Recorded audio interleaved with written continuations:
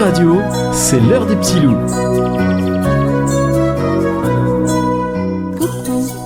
Coucou les petits loups de Clisson et des alentours. Bienvenue dans votre émission. Partons ensemble vers un monde imaginaire, plein de surprises et de fantaisie. Vos petites oreilles sont prêtes ? Alors, c'est parti. Aujourd'hui, je vais vous raconter l'histoire du mur céleste de Valérie Bonenfant.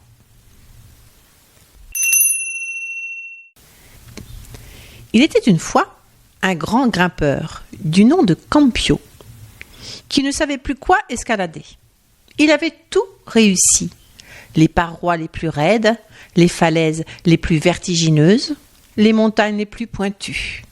Aucune surface verticale n'avait résisté aux ascensions de Campio. Celui-ci avait parcouru la terre entière à l'affût d'une nouvelle grimpe.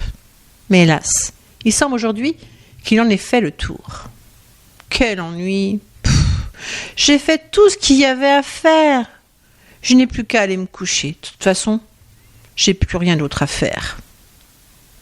Il file vers son lit, ferme les volets de sa chambre tristement. Sa vie va être bien morne maintenant.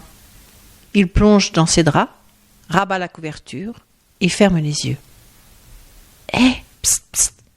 Campio, mais qu'est-ce que tu fais là? Il est 3 heures de l'après-midi, c'est pas l'heure d'aller se coucher, dit une petite voix. Oh ouais, je sais, mais bof, j'ai rien d'autre à faire, répond le grimpeur. Rien d'autre à faire? Bah ça alors? Et la paroi verte au Guatemala? Et la roche abrupte en Indonésie? Et la falaise sèche au-dessus de la mer Rouge? Continue la voix. Déjà fait. J'ai tout grimpé dans le monde, souffle l'alpiniste. Ah non, non Campio, là je ne suis pas d'accord, il faut te lever, s'énerva la voix. Mais qui est cette voix qui me dérange depuis tout à l'heure? Vous pourriez vous présenter quand même, râle Campio. Certes, je le peux. Je suis Stéphane, l'oreiller qui sert d'appui à ta tête. Là, tu m'écrases un peu, mais c'est pas grave. Ouais, un oreiller qui parle.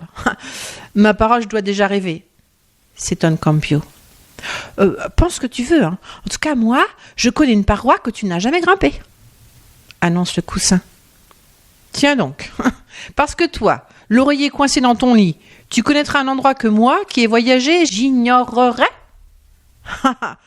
C'est trop drôle, se moque le sportif. En effet, cette face-là est infinie et j'ai l'occasion de la voir chaque jour qui passe, continue l'oreiller. Non mais vraiment c'est pas sérieux. À qui crois-tu faire avaler un truc pareil? Demande Campio. Prépare-toi, encore quelques heures et elle ne devrait pas tarder à apparaître. Allez, ne reste pas inerte ainsi. Allez, bouge, lui dit Stéphane. Comme ça, ne bouge pas assez vite, celui-ci se gonfle et se dégonfle successivement.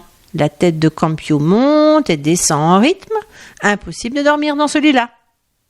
Oh, t'es vraiment pénible. Ok, je me prépare, mais j'espère que tu ne me fais pas déranger pour rien, sinon gare à tes plumes.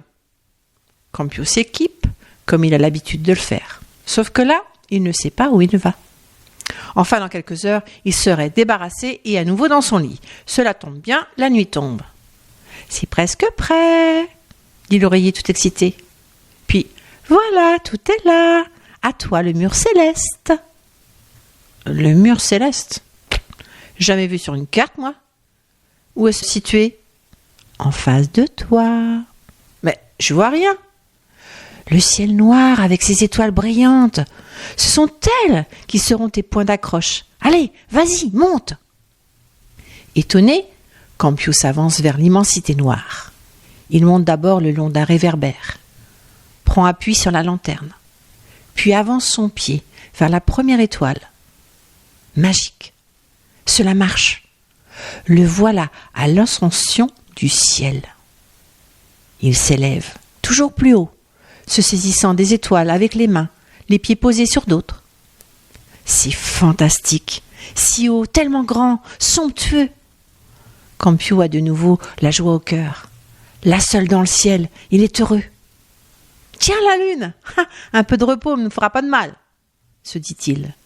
Il se tient quelques instants, debout, les pieds dans le croissant de lune. Voilà, il va repartir. Il s'accroche à une étoile, mais oups, celle-ci lui file entre les mains. Une filante, là, la coquine, s'écrie-t-il amusé. Il monte, monte, monte, sans parvenir à atteindre le haut. Quand soudain, de tout en bas, il entend la voix de Stéphane. « Campio, faut redescendre maintenant, il va bientôt faire jour, tu vas perdre tes appuis, reviens !»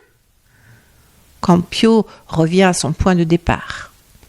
Juste quand il descend sur le réverbère, la lumière s'éteint. Les premiers rayons du soleil apparaissent. « Oh, c'était fabuleux! Oh, merci Stéphane! C'est la plus belle escalade que j'ai jamais faite !» se réjouit le grimpeur. Cette paroi est à toi tous les soirs, et comme les étoiles changent de place, chaque jour alors, tu n'auras jamais la même face à escalader. Oh, c'est merveilleux, je suis tellement heureux. Moi aussi, je suis heureux pour toi. Allez, viens contre moi. Il est temps de dormir maintenant. Mais il est 8 heures du matin. L'heure des braves, conclut malicieusement Stéphane, avant de s'endormir, peloté contre son champion.